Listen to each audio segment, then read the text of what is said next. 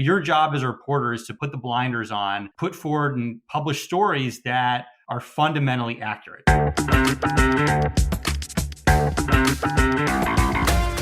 I'm Eric Wilson, managing partner of Startup Caucus, an investment fund and incubator for campaign technology. Welcome to the Business of Politics show. On this podcast, we bring you into conversation with the entrepreneurs who build best-in-class political businesses, the funders who provide the capital, and the operatives who put it all together to win campaigns. We've got something a little bit different today. Our guest is Alex Isenstadt, national political reporter at Politico, where he's been since 2008. His coverage is must-read for anyone following the inner workings of national politics. I have all of his articles go straight to my inbox. On today's show, we discuss how the media interacts with campaigns, how he develops his professional relationships, and what the digital disruption of politics means for media.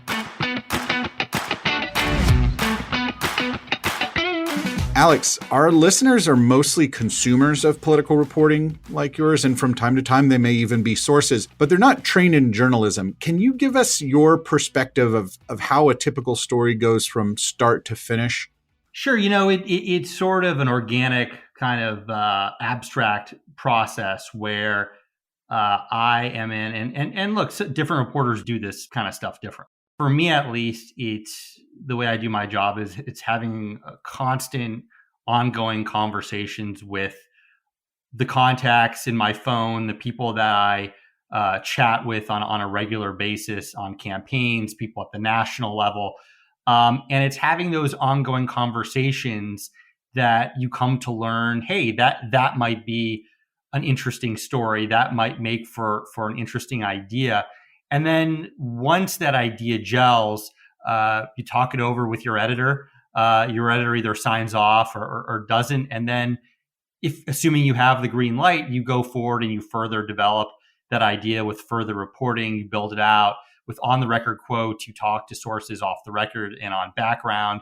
And from there, it gels into a story until you complete the reporting process and you start the writing process, which is its whole other ballgame, because a lot of this is about presentation and about conveying information in a way that is digestible and that's interesting to readers. So in your current role, you're not necessarily say, hey, I've got to file a story today, but you're developing stories over time and then they publish when they're ready. Is that how it sort of breaks down for you? Essentially, you sometimes stumble upon something that needs to be posted immediately. You have breaking news situations, or you have stories that are time sensitive for one reason or the other, and those stories need to post sometimes in a very immediate fashion. But then you have stories that are a little bit more evergreen, that you want to, or stories that just take a bit more time to develop the reporting on. And so you kind of look at it through generally those two buckets. I'm curious to hear from your side of the ledger how you consider the ways in which your story or reporting might affect the narrative or possibly even the outcome of a race, because the stories that you publish and report on are big stories and they make big headlines. So I'm curious to hear, does that factor into your reporting or your considerations for what you write about? It's an interesting question because before I got to Politico, I worked at a really small outfit. This is back in 2007, 2008. Eventually got laid off, went to Politico, and I realized you work at an organization that gets so many eyeballs and the stories have a real impact. And so it's a responsibility on the part of the reporter to be, and that reporter's editor, really, who they play a critical role in this in terms of assessing the information that you're getting from different sources, determining its value, and ensuring that whatever you're writing in the heat of a race really is accurate. Because the most important thing when you're reporting is that the reporting is accurate. And so maybe it impacts the outcome of a race, maybe it impacts the way a race is run, or maybe it doesn't. But your job as a reporter is to put the blinders on and to put forward and publish stories that are fundamentally accurate. That is the most important job as I see it. I imagine that comes with a lot of pressure at times, and certainly you've got processes in place to fact checking and your editor, and there's some level of accountability. And there's certainly been a lot of disruptions in politics with technology and social media sort of shortening that distance from fact gathering to publishing. I'm curious to hear how things like that have affected your job as a reporter. One of the skills that I've really kind of tried to hone over the years is developing a process of ensuring that every single fact in a story is vetted. And that means going back to sources, oftentimes repeatedly, to ensure that every word down to the letter is accurate. And to me, that's the most important part of the job of a reporter, is conveying information that's accurate. And the best way to do that is to continually go back to sources, press them for information, to really ensure that what you are writing is accurate. And, the role of an editor is also really important in that. And for me, it's bouncing stories off editors. And does this sound right? Does this look right to you? And so it's a very important process. Yeah, I'm thinking, Alex, to a few times in campaigns that I've worked on, not with stories involving you, so you're off the hook here, but where the report has been accurate in terms of details, but the context may have been missing something, or if there were a wider aperture. How does having more context from your perspective, or maybe even more sources, help ensure that you're citing your facts, locating them properly in the broader narrative? Well, they say that a reporter is only as good as their sources. Now, that's a cliche, but it's a cliche that, in my opinion, is really true. And, one of the things that I've really tried to accomplish over the years as I've become more experienced is developing a longer and longer and longer source list. So that way you can understand a particular event or a particular campaign from a variety of different perspectives. So, you're not necessarily just looking for the perspective of one person, but you're looking for the perspective of a variety of people, and hopefully as many people who are as close to the process as possible. And so that doesn't mean that you don't talk to sources who have second or third hand information. It's fine to talk to those sources. But what you also want to ensure is that you're talking to the greatest extent possible. You can confirm information with sources who are as close to the event as possible. And the more people that you talk to, the sort of richer and more detailed the reporting is. And that's something that's very valuable to readers. And the stakes have continued to get higher and higher over the years, certainly in the decade plus that you've been at Politico.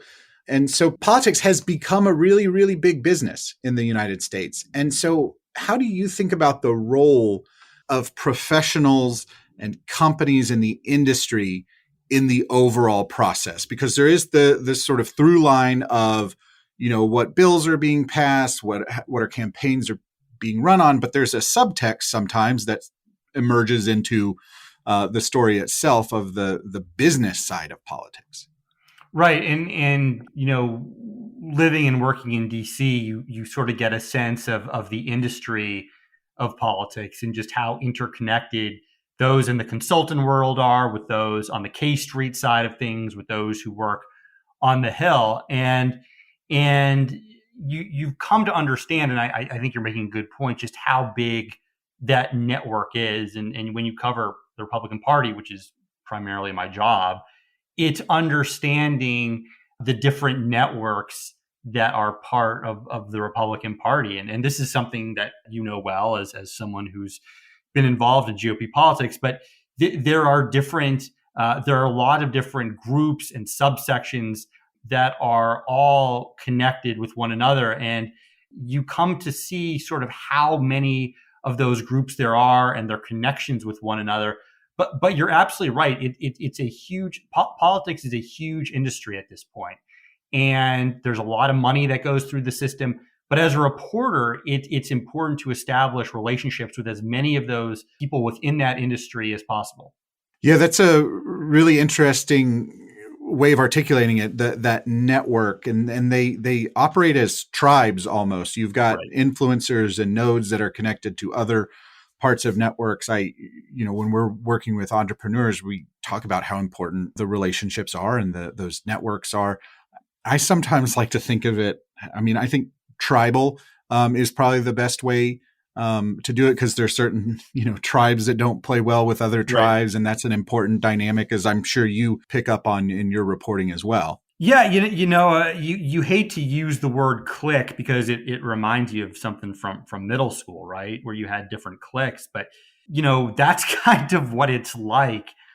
Definitely on the Republican side, where there are different groups that work very much close together. You have some groups that are more aligned with the business sort of establishment wing of the Republican Party. You have some that are more aligned with the sort of the newer Trump wing. You have sort of more of an activist set. You have groups that are very closely aligned with the party committees. You have different consultants that are closely aligned with people soon to be candidates for president. It's about understanding all the different networks that are out there. And if you pay close enough attention to a consultant or anyone else who works in politics, you can come to see that they're part of a particular network, a particular group of people. And through understanding each of those networks, you can kind of take an approach where you understand that individual better. And in talking with that person, you kind of can put yourself into their shoes and understand their perspective or where they're coming from. You're listening to the Business of Politics show. I'm speaking with Alex Isenstadt of Politico. Speaking of relationships, they're obviously very important to reporters, but also to being successful as an entrepreneur in this business. What are some practical tips or strategies you have for building your professional network, which in this case is for sources, but maybe for our listeners' case in building their own business?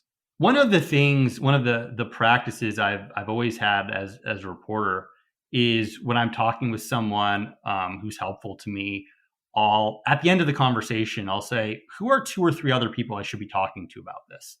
And then when I connect with those people, I'll ask them, who are a few more people I should be talking to about this? And you go on and on and on. And the goal is, and what you find is that through doing that, the more relationships you develop, and relationships, professional relationships are like anything else. The more you stay in touch with those people, the stronger that relationship develops. And so that's a really big part of it, is just creating sort of networks and building them out, and staying in touch with those people, developing sort of a trusting relationship with them. So that way those sources feel comfortable with you. Like a lot of folks out there who work in politics don't necessarily have great relationships with reporters, are a little skeptical of reporters, are a little suspicious of them. But the goal, and at least my goal, is to make them feel really comfortable, to make them feel safe, to let them know that they're in good hands with me and that they can trust me in terms of me doing my job. And I think trust is really the coin of the realm in these networks when it is so tight, and you need to be able to trust people. And certainly the obverse is when you lose trust, that gets spread really quickly. Alex, for a lot of the entrepreneurs that we work with at Startup Caucus, media coverage, especially in an outlet like Politico, is a key part of reaching their customers, growing their brand, building awareness.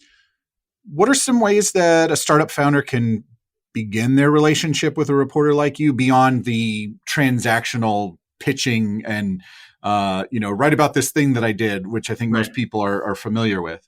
Well, one of the most satisfying kind of fun things for me is when someone reaches out to me and wants to be a source, and that they're a person of value, they're a person who is privy to information, and when a source reaches out to me and works with me on information, passes along information, engages in sort of an ongoing dialogue with me, not just about things that would necessarily help them, but in through having conversations about things that maybe aren't necessarily directly connected to them, or necessarily directly things that they're working on, but just intel, things that they're hearing. And that's how you sort of develop that relationship with the reporter. And through that, maybe the information that's passed along to the reporter is more things that you are directly working on.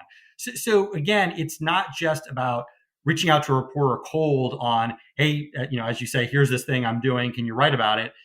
It's establishing sort of a tighter, more trusting relationship with that reporter, where you're talking about a wide variety of things.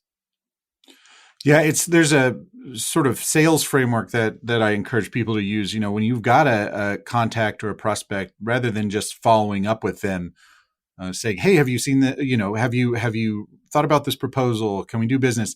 Send them an article or something that's relevant to them. So you're always adding value back into the relationship, and that's true for every relationship, whether that's with a reporter or a customer, and start to build up that rapport, that relationship. And it sounds to me like you really do value the subject matter expertise that comes from some of these startup founders, because of course, in order to launch a startup, you've got to have expertise in some aspect of this process. Yeah, that's right. And I would say that it's not simply about, startups or organizations that are looking to pitch things, are looking to get word about their product out there, but it's also campaigns, right? And we're entering the thick of primary season right now, and you get pitches, or I get pitches from campaigns, and they want to put out an oppo dump on a particular candidate because and it's pretty clear to me why. It's because they want to get a story out there, and they want to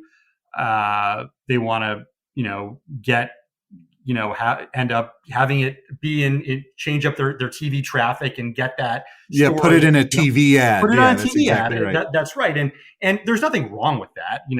As reporters, we've all had those pitches. But in terms of you don't necessarily want to just be coming to a reporter with hits on other candidates. You want to develop a broader sort of framework for a relationship with that reporter. And I would say, the same goes for a startup political consultancy or anything else that's trying to get their sea legs under them. Alex, are there any tools or software that you use to do your job? I know you're pretty old school shoe leather reporter, using your phone and hanging out in the right places, but are there any tech tools that you rely on? I wish I could give you a better answer, but not really. I think the beauty of being a print reporter is that you can sort of do your job on your iPhone and your laptop. And that's certainly helped during the pandemic. But for me, not really. Just sort of thank you to Steve Jobs for the iPhone, because it's allowed me to do my job. There was a really interesting story a few weeks back, I think from one of your colleagues at Politico, about Otter, which is the AI transcription service. And some surprises that came with uploading an interview with a confidential source. And so that's a good one. I hadn't thought of that because I personally do transcribing on myself, which can be a time consuming process, but I haven't used any of those transcription services as of yet. Well, it sounds like you don't want to use them, judging by their privacy and security. But it's interesting to see how the delivery mechanism of journalism has changed, but it still comes down to talking to sources, reporting out stories, and writing them down. Yeah, it's very much an old school profession, right? And at least that's my feeling about it. Remember when I was in high school and I realized I really wanted to write for sports, and then I decided I wanted to write about politics. You'd pick up the paper, and they're either in the morning or the afternoon edition, and it was reporters getting the stories out and putting them in print. And even now, when we're in much more of a kind of an online focused world, it's really the same thing, right? You're just not necessarily writing for a hard paper, but you're writing for online. But the process of reporting, I imagine, is very similar in terms of developing sources and conveying information to readers. There is no way that you are old enough to remember afternoon editions of newspapers. I will actually tell you that I am. When I was in high school in San Francisco, in the Bay Area, and I would ride the subway from San Francisco back to my home in the East Bay. And the San Francisco Chronicle put out an edition every day at about 2 or 3 o'clock, and it was called the PM Chronicle. And it was a little different than what they had in the mornings, but there was always some important information in there, new stuff, and I got to love that, which is, as a reporter, it's the thrill of seeking out new information and delivering that to readers, and it's a rush that I've always experienced. There is something nice, I think, about having a finished edition of the news that it does slow things down a little bit in terms of focusing your consumption. I remember when Politico was still in print and you could get it at newsstands all around town. Yeah, look, those of us, a lot of us will remember, growing up, and at least for me, coming downstairs in the morning and seeing copies of the Chronicle and the New York Times and the Wall Street Journal on the table, and having a copy is something that's really nice and really attractive. And of course, now we're much more digital in terms of how we do things, and the business has certainly changed. But again, I don't think that the way we get information out there has necessarily changed all that much in terms of the overall goal of what we're trying to deliver to readers. So, Alex, I'm going to ask you the same question we ask everyone who comes on to the podcast, and I think you've got a good perspective inside of campaigns. Is there a problem or challenge that maybe you regularly face as a reporter, or you notice on campaigns, that you think would make for a good startup? This is going to sound funny, but there are a lot of important press releases that I've noticed go to my spam folder, and it would be nice to get maybe some software that helps with that. I would also say, and this is another thing, is some software that helps sift through Federal Election Commission data. ProPublica does a great job with this, but it would be nice to see some additional sources kind of come out with some software that helps kind of break down that data, because, and especially as you get into an election year, there's so much of it. And that would be something that would be really valuable, I think. Yeah, be careful what you wish for. If we get better at inbox placement on press releases, that means you're going to get more fundraising emails past your spam folder. That's true. And it is true. There's so much data out there. I think, reporters are drowning in it, but it's not always getting to you in the form that's most helpful. So FEC data certainly getting there, but with the ProPublica tool, there's a lag time from when it gets filed and then compiled on their tool. So some really interesting areas for people to take a look at. Absolutely. There are so many stories, or potentially so many stories in FEC data, in terms of, you can look at a report and find an interesting donor who's made a really, important contribution. That could be a story in and of itself. You could look at a candidate who didn't raise very much money. That can be a story in and of itself. So many stories can come out of Federal Election Commission data. And that's something, because they kind of pull back the curtain in some respects on a campaign or a candidate and how it's being run. And so that would be something that potentially could be really valuable for reporters. It was really fun to turn the tables on Alex today and interview him. You can follow him on Twitter @PoliticoAlex. Remember to subscribe to the Business of Politics show wherever you listen to podcasts. And if you learned something new or came away just a little bit smarter, please share this episode with a friend, and remember to give us a review so other people can find us. It's the number one way for new listeners to learn about the podcast. We'll see you next time.